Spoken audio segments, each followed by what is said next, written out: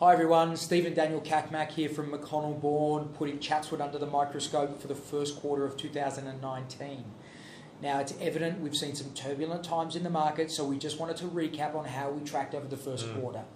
Now, let's compare the beginning of this year to the beginning of last year. We saw the number of transactions drop by 50%, actually a little bit more than 50% this year versus this time, or the first quarter of 2018. Yeah, first quarter of 2018 saw 27 sales in Chatswood. For houses. These are houses, mind you, across the board.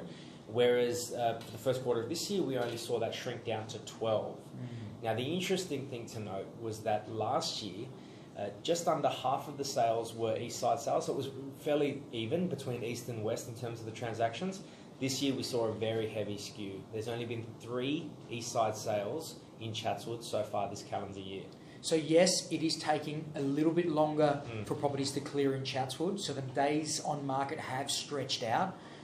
And look, the average sale price has faltered slightly. However, what we're finding is we're seeing a big demand for a lot of our local buyers moving from areas like the Upper North Shore, Willoughby, areas like Narrabeen, who are now looking at the Chatswood area as a really attractive investment, not just to live in, but also to invest in.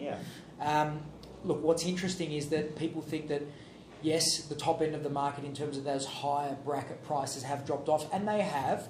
But what's interesting is that so far this year alone, we have seen 3 sales that have breached the $4 million bracket. One at 4, another at 5.8, and another just over 6.11.